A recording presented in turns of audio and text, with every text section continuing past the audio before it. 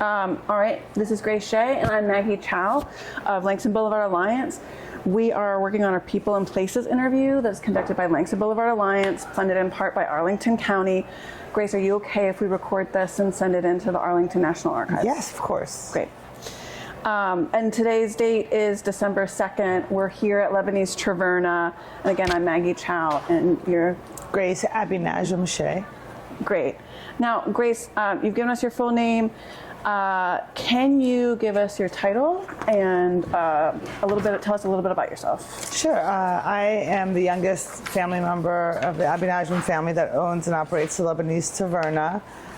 Titles are kind of, we all do everything. Okay. So I'm one of the family. I think that's like the safest that's a great title. Way to put it. That's a great one way of to the put family. And there's 5 of us siblings, but one of the family could mean one of 200 people. So sure. Team effort. Yes, Team my effort. parents started Lebanese Taverna in 1979. We are the 5 children that own and operate them.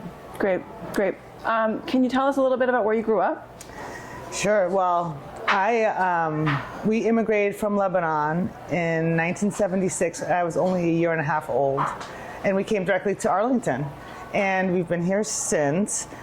We came to Arlington because I had cousins and aunts and uncles that had immigrated to Arlington. And like a lot of immigration, you go where there's family. And we ended up here in Arlington. And so I've been here 48 years, most of my life. Wow. And you've already shared a lot about your family, but is there anything else that you'd like to share? Oh, there'll be a lot about my family. I mean, Lebanese Taverna, it's food and family, so that's a big part of who we are. Well, so my next question is how you got started in the industry, but it sounds like you've always been in it. I've always been. So I was 4 years old when we opened up the restaurants, and the first one was in Westover in 1979 at the corner of Washington Boulevard and McKinley, and it's still there. We just celebrated our 45th anniversary this past summer. And I was 4 years old when we opened up, and I went to school across the street at Walter Reed Elementary at that time, which is now Cardinal. And the story is that my parents used to tell me that I would take business cards to school and tell my kindergarten teachers to come to my parents' restaurant across the street. So I guess I started pretty young. You were in marketing in I was in marketing even then, yes. Well, my next question is, did education play a role in how you got, have you taken any culinary background, or is it all experience-based? It's all experience-based. Well, yes, all experience-based. I've always, I grew up with 2 parents that loved cooking. I grew up in the restaurants, and my mom comes from a family of culinary chefs. So my grandfather was a chef. Wow. My mom, had the special touch in the kitchen. My dad had the passion to open up the restaurant.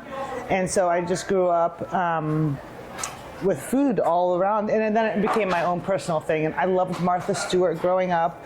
I was probably the only 10-year-old that had a Cook's Illustrated subscription back in the day, and I had a lot of influential people. I went to St. Anne's Elementary School in Arlington, and we had, I forgot what they were called, but they were like once a week, like special courses, and I took a special course, and it was the cooking course, and that was in 7th and 8th grade, and ironically, the teacher was a mom from the school who is my husband's mother.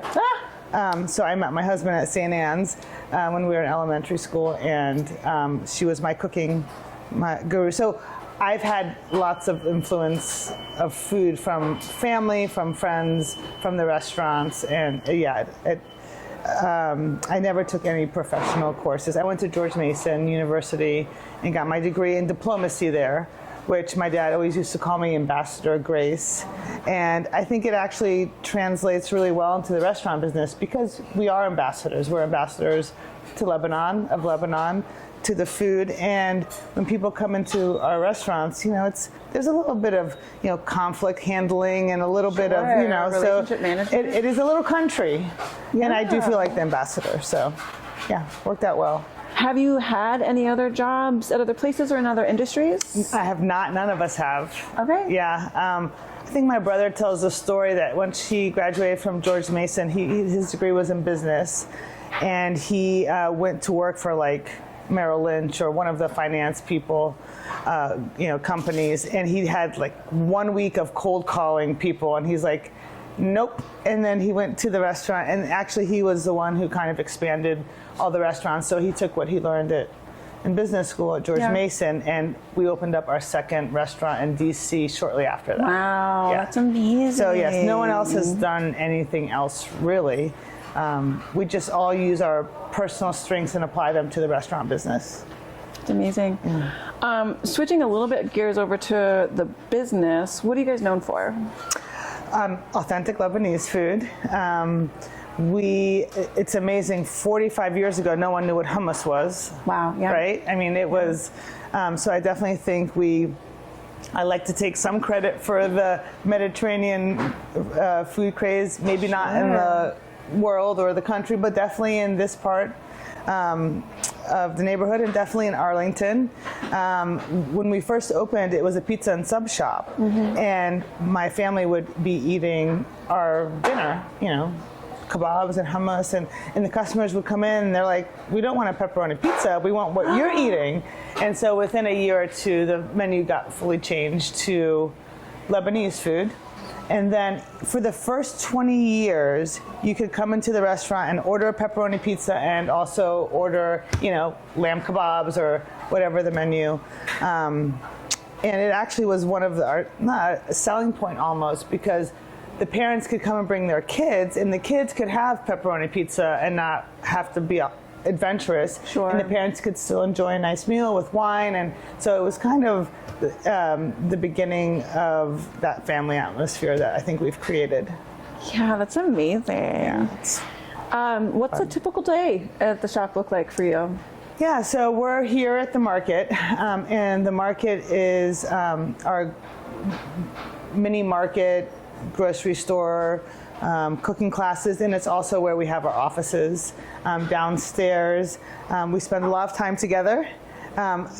Restaurants, of course, are food, but there's a lot of other things that takes to run a restaurant or a group of restaurants, because we do have now 12 locations. Wow. But 3 of them are in Arlington alone, and we're inside the Pentagon, which I think is pretty cool.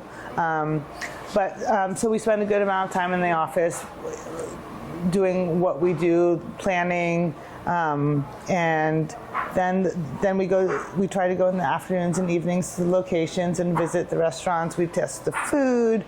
My mom, who is 81, still goes a couple days a week. She'll come into the kitchen and kind of look around and make sure, and she either hugs you or yells at you. It's one of the two. Sure. It depends on what she sees, but we call her quality control, and actually everyone really loves seeing her. She's a lovely woman, but she was the one, her and my dad, that really instilled in us the value of the quality of the food, the community. We are immigrants, and most of our employees are also immigrants, so a lot of them don't have their family here. So they get to partake in my family, which I say is good and bad. If they ever miss, having a little fight with their siblings, or they get the front row view to our, daily interactions. Sure, Yeah. sure.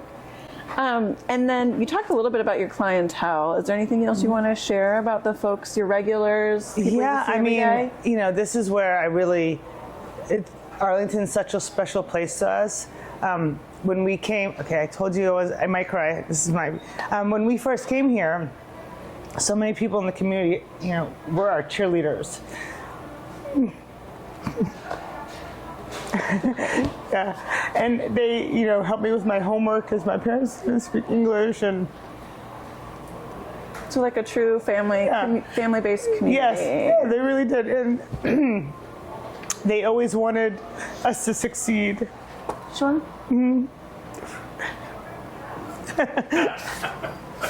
I really thought I wasn't going to do it this time. No, it's fine. No, I'm good, thank you. No, it's fine. So it was really great to have so many people, want our success. And still to this day, we catered, their baptism and then their wedding and then their kids' baptism. So it's really lovely to have Sure. And Arlington is like that. People, besides it being a transient community, there's a lot of locals that stay for a long time, and you get to really be part of their lives. And food is an important part of any celebration or any funeral, and it usually provokes memories. And so we get to be part of that. It's special. That's special. Here, the community in Arlington has been so wonderful in supporting us in so many ways, and we're so grateful for all the people, the grandparents, the parents, the kids, that longevity that we have with people is really special, and it's what keeps us going. With a lot of legacy businesses, we see folks, and you've touched on this a bit, like the multi-generational piece. Yes. So Yes. you see the kids, and now you're catering their wedding. And Yes, and it's not just, obviously our family too. My parents started it. We've always worked in the restaurants, but us, and now, my kids, one's at Yorktown, one is a freshman in college, but they work here in the summertime. My siblings' kids also, they all, work at some point in time in the restaurants. And if they're not actually working here, they're still our cheerleaders. My kids, all their friends know that their family owns Lebanese Taverna, and they love coming here with them. And so it's all, kind of part of the same ecosystem. Yeah. And it really is special. Yeah, that is definitely special. Well, you've answered all of our questions about the business origins. Yeah, it kind of all is entwined. Overachiever. Let's go back real quick because we didn't get dates. So can you tell me when Yeah. it first started? And you said it was here, so let's just walk through when it first started. Sure. So Your dad started it too. it was actually July 24th, 1979 was the Westover location. And that was the very first Lebanese Taverna. Now we have 12 different locations. 3 of them are in Arlington. So we have Pentagon Row. And that one we opened up actually the week of 9/11, which was not the best time to open up a Lebanese restaurant.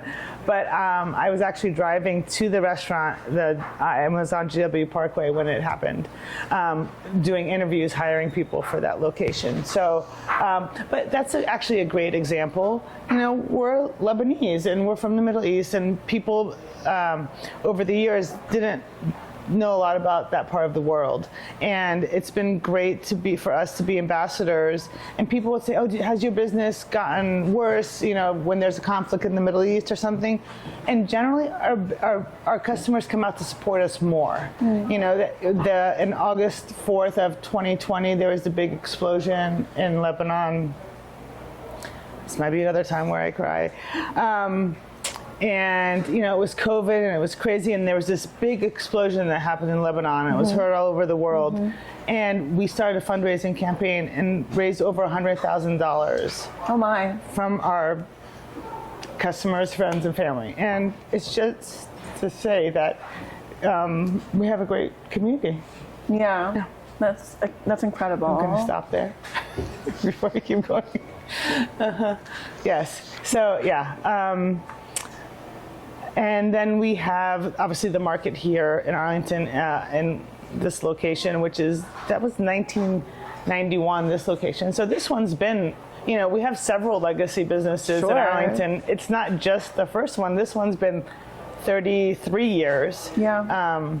That one just happens to be longer, which is 45, and then 23 for Pentagon Row. Wow. Okay. Yeah. Wow. Which is actually now called West Post. So that's the thing, when you around long enough, the area's names change. So Pentagon Row, which was part of Crystal City, which is now National Landing, and now Pentagon Row is called West Post. Sure. Okay. I love all of that. And then, why did you guys go into food? I think that's one of those things that goes back to being an immigrant. It's one of the natural occupations that one can start with very little education. My mom was married at 14, had 4 kids by the time she was 21. And it's a place where restaurants are, if you work hard and you have good food and you have good recipes, or, it's definitely a place where someone can get a start without needing a college degree or to speak even the language. And so my parents, when they first got here, before we opened up the restaurant, my dad worked in the kitchen. And my mom helped him there was a Lebanese restaurant in DC called Bacchus back then. And they both worked there because they knew how to cook. They didn't speak English. They didn't, but that's something that they could do. And I think a lot of immigrants find that. And I wouldn't be surprised if a lot of the legacy businesses, they go into something that they know from back home, and they're able to have that translate into a business. And for us, it was food. Sure, we've seen that a lot with the legacy businesses. They often say, "Do what you love," right? Yeah. And food is Yeah. love. So it just 100% it fits. I got a lot of love. Yes. What are some of your memorable moments? I'm sure there's plenty. There's plenty. I do love the part where, and sometimes it's happy and sometimes it's sad. We cater a lot of funerals, but we also cater a lot of weddings and baptisms for the same families, and extended family, the grandparents, the parents, the kids, and that really is just, it makes you feel like you're doing something more than just food. And when people, actually, probably my favorite thing is, and I've heard this so many times, our first date was at Lebanese Taverna. Like, I'll talk to my kids' parents and like, oh, we love Lebanese Taverna, and our first date was there. Or I remember Lebanese Taverna because when I was pregnant, I craved the grape leaf so much, and I was in the delivery room, and I told them I had to have, so stories like that where we are part of people's lives for grape leaves, or for and it's not about the grape leaves, but it's about having those memories that are entwined with them that we have something to do with. So it's just it's really special like that for us. What are some of the changes Yeah. that you've experienced and had to adapt to? Yeah, I think we really try to keep and stay more relevant when it comes to our food. Although we're serving traditional Lebanese food, we're not necessarily reinventing the wheel, but things like allergies, right? 45 years ago, there wasn't a nut allergy that anyone, eating at a restaurant was concerned with, or a vegan, or all these things. I'm sure they existed, but it was not in the forefront in people's minds and part of the restaurant operation. So that's something we definitely have to take into consideration, and we work very hard to make it safe for as many people to eat at our restaurants. The toughest one, though, is when they say they can't have garlic, and I'm like, oh, there's like 2 things you can have in the whole restaurant that doesn't have garlic, but everything else we're pretty easily able to accommodate. And then, we're always trying to keep our stores looking nice, and we just, our Tyson's Galleria store that we have had for also 21 years, we just got all new furniture, and so we're always trying to keep those things updated. Sure. And the whole farm to table or a scratch kitchen. I said, what's a scratch kitchen? And someone told me it's when you make everything from scratch. And I said, well, is there any other kind of restaurant? I don't know. So for us, a lot of these things, it's just who we've always been. Pomegranates, we're having a moment. Well, we've been serving pomegranates for 45 years because it's part of our culture, or cauliflower, so we ride the trends and kind of see where our Lebanese culture can adapt to those things that are happening, and we bring them, highlight them at that time, and we go from there. Although we have gingerbread houses upstairs, and there's nothing Lebanese about those. But it was a service of being part of the. Yes. No. It isn't. But pumpkins are actually. So we have pumpkin. Okay. We have pumpkin kibbeh in the restaurants, and a lot of people don't know in Lebanon we have a lot of gourds. Pumpkin squashes, and so they use pumpkin kibbeh during Lent when they are not allowed to. The Christians, my family's Christian, they're not allowed to eat meat, so they made kibbeh, which is traditionally with beef and lamb, with pumpkin. That sounds delicious. Pumpkin kibbeh is not a Starbucks pumpkin spice latte thing. It is a traditional Lebanese dish. Oh wow, I Yeah, learned something but not the today. gingerbread. Not the gingerbread. All right. What about struggles and challenges? I'm sure you've Yeah. had plenty. I mean, the first one that comes to mind was COVID. It was like a bad nightmare. Did it really happen? I'm not sure. Yeah. But again, we have such a great community, and people came out to support us. We had someone come buy $10,000 worth of gift cards one day during COVID, just because he knew he was going to use them at some point, and he knew that at that moment we needed a little extra boost, and it was amazing. But like any business, we've had employee challenges, finding the right people, finding any people. Rent. When you've been somewhere for a long time, the rent keeps going up, and so we're always trying to figure out ways to keep our costs down, but still not compromise on quality. Sure. I guess actually this is our biggest challenge. If we ever try to change a recipe, there have been revolts before. We tried to change the hummus recipe once, and we actually did. And because we couldn't get the tahini from Lebanon, which is we get all of our tahini, so we had to use a Turkish tahini, God forbid. And it changed the flavor of the hummus a little bit, and we got so many complaints. So, what did you do to your hummus? Go back to the old recipe, So I think that's probably our biggest, challenge is when we have to tweak something because of supply issue or an allergy issue. We used to have our rice used to be made with butter. But we don't do that anymore because then it's not vegan, and so we've made some alterations over the years for whatever reason, and we definitely hear about it. They let us, and that's the amazing thing about having people that have been coming for so long and know our food so well. And sometimes they know the food better than our employees who've only been here for a year. Well, you used to make it like this, and the employee will be like, no, this is how we've always made it for the year that they, or even the 5 years that they've been working here.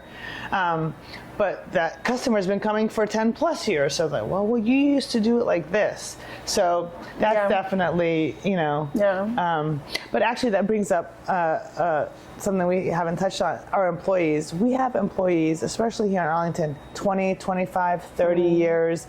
And they are those familiar faces that when people come in, and they see them and they know them by name, and they ask them about their family, and vice versa, and they have the relationships. So it's not just us; it's our employees too that have the relationships with the customers. And so what I'm hearing is you're a cultural center for both your guests and your employees. Sure, I'll take that. They want to stick with you. Yes. They don't. I call it the good, the bad, the ugly, right? Like once they become family, you can't necessarily fire family. So. But yes, it is. I do feel like we are a place where people can feel comfortable and safe and homey, and a little bit of home when they might be far away from their own. Absolutely. Yeah. What are some of the successes that you've had? Yeah. Well, we're sitting here. I'm gonna talk about it so everyone knows who Jose Andres is.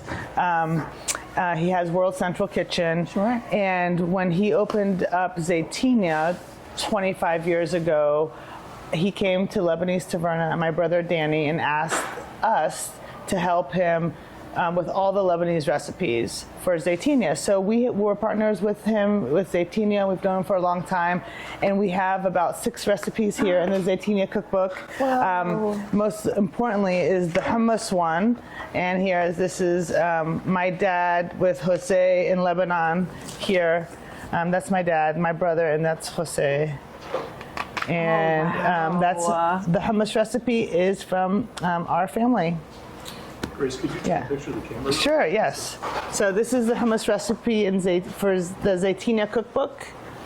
And here is when Jose went to Lebanon with my brother Danny, and they went to visit my dad, who has re-immigrated back to Lebanon, has been there the last 10 years, and he's 93 years old. This was just a couple years ago. I think he was 90 in this picture when they got to meet. That's incredible. Yes. What an accomplishment for the whole family. Yeah, my name's in here. My name is in here. It is somewhere. It's actually in the back for acknowledgments because I helped them with the whole section about my family. But so this is our hummus. That's Zaytina's hummus, but it is from us. And then the tabbouleh, and there's a handful of recipes in there. So yeah, I mean, which is pretty. A lot of people don't know. They're like. The first 20 years of Zaytinya on the menu was called Lebanese Taverna hummus. It was branded as our hummus. Wow. Yeah. So that's pretty cool. And that's a question I forgot to ask you. How did you guys come up with the name? Is there... Oh, Lebanese Taverna? Yeah. Do you really not know the story? Oh, okay. This is great. So when we bought the restaurant, when my dad bought the restaurant, it was called Athenian Taverna. It was a Greek pizza and sub shop. Sure. And they didn't have enough money to change the whole sign, so they just took out the Greek part and put the Lebanese part. And that's how the name was born. Because everyone's like, Lebanese Taverna, because Taverna is a Greek word. It has nothing to do with Lebanon. I was wondering. Yeah. And so it's uniquely ours. And it's very ironic because there's Lebanese Tavernas in London, in England, and they actually they came and took a photo of our sign, and that's their logo in England, right? And we're like, if nothing else, we know that is originally ours because the way it came along. So yeah. Signage is hard, man. Yeah. Obviously.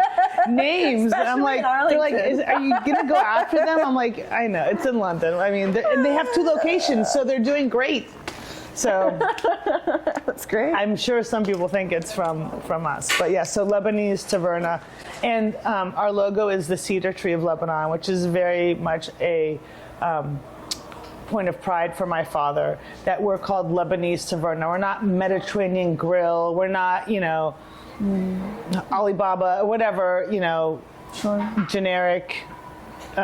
Name. It was very important for him to have Lebanese in the name, and he was very proud of that. Oh, that's beautiful. And where he came from, and where we all were born, and still holds a dear place in our hearts. And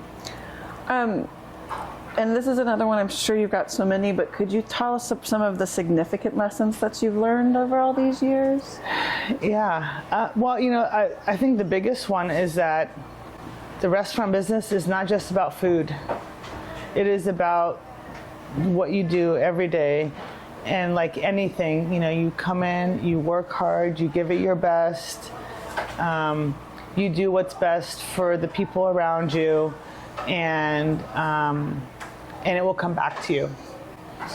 It will come back to you. We don't do any advertising per se, or marketing, traditional marketing, whether it's all word of mouth. We donate to every silent auction. Anyone asks us if anyone needs food for an event, or that's always been our way of giving back to the community. And when I serve on different boards and I'm trying to get other restaurants to donate food, and they might be hesitant, and I can really say that in Arlington, people recognize when you do those things, and they do come and they'll say, "Hey, I saw you at my kid's auction. I'm coming to grab dinner." Or so they're paying attention, and they really are grateful for us participating in that way and helping their organization, their kids' school, and it really says a lot about who we are and the people around us. It's a really nice symbiotic relationship. And that's a seamless segue into our next section, because we're going to talk a little bit more about the neighborhood, Langston Boulevard in particular. Yes. What are some changes that you've seen? What was Langston Boulevard like when you opened the business? Let's just start there. So that's one of the great things about Arlington, that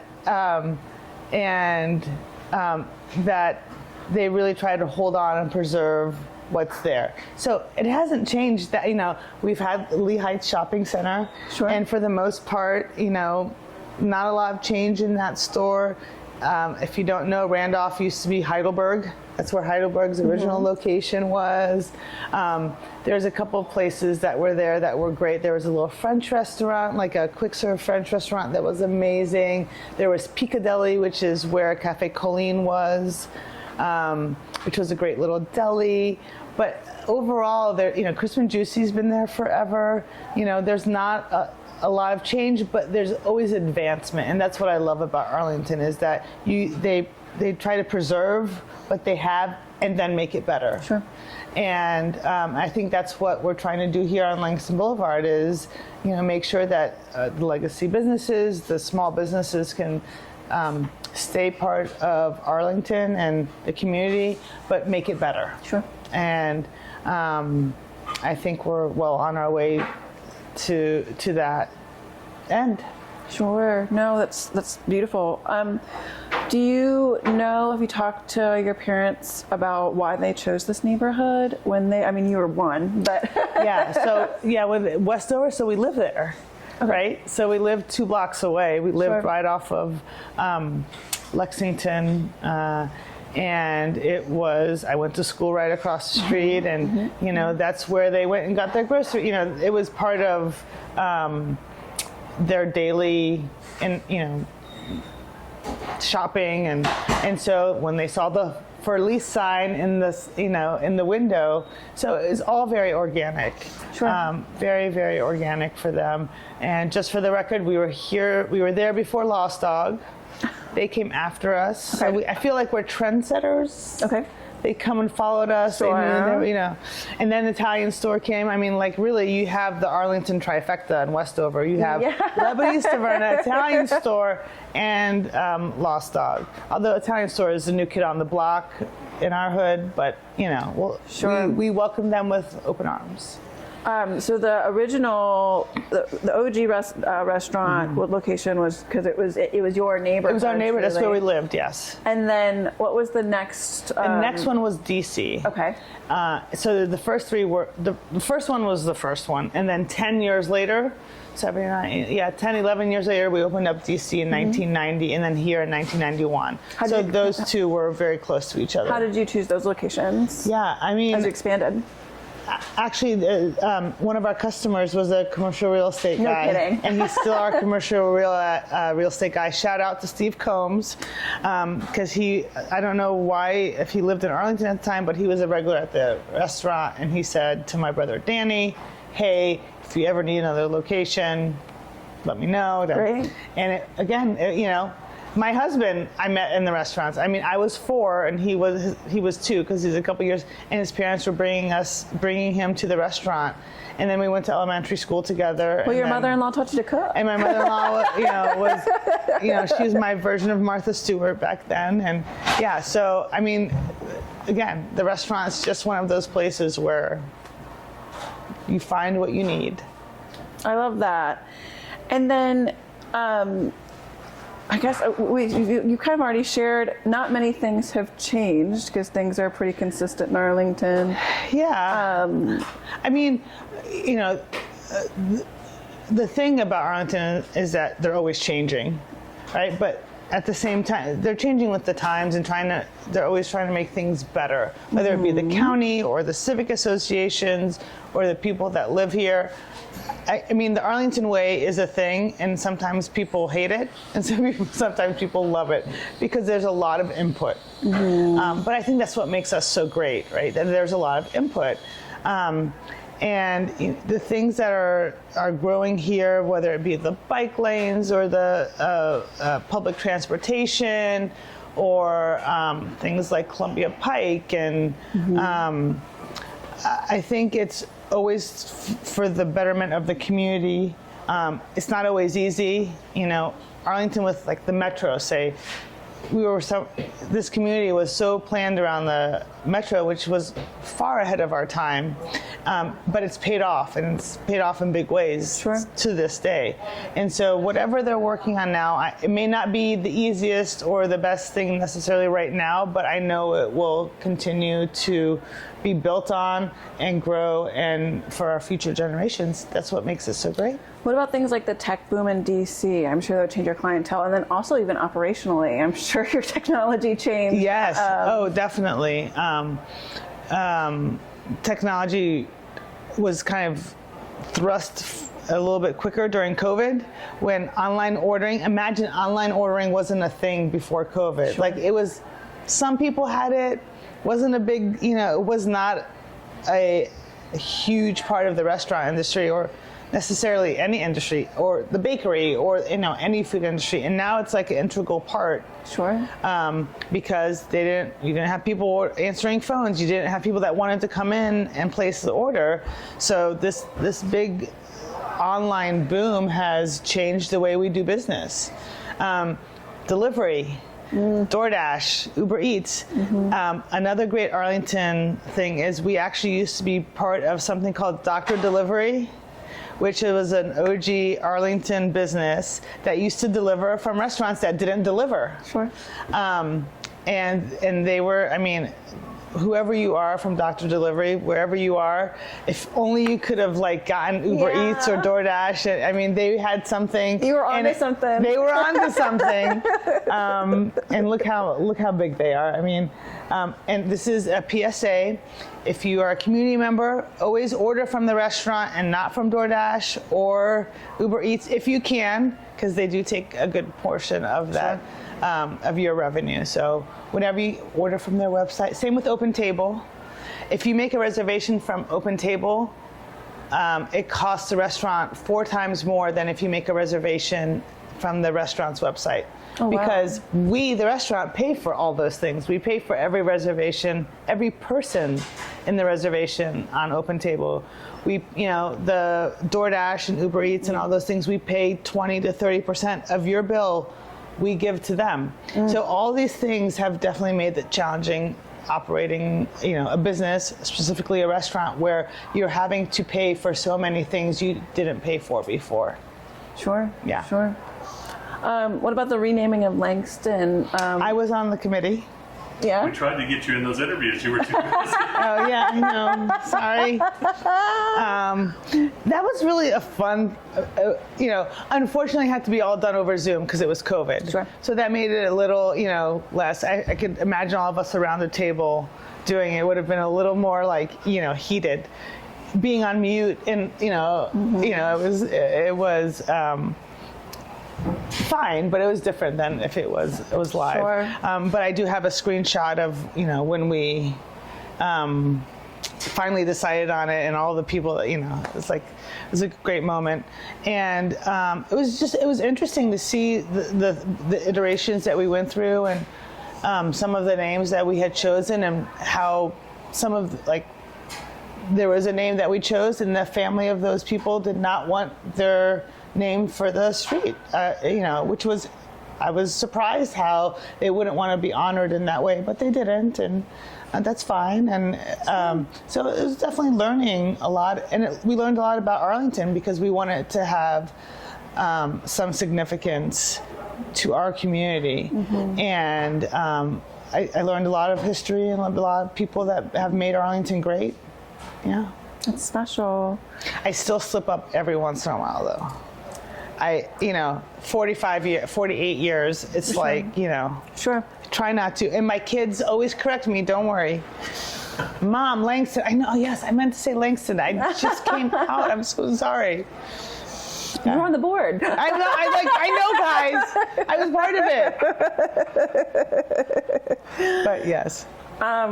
So last question, why would you say long-lasting businesses like yours are so important to communities like Langston? Well, if nothing else, it's a great storytelling, because obviously I haven't stopped talking, but we hold so much history as part of our business, of the people that have come here to, we've had Supreme Court justice.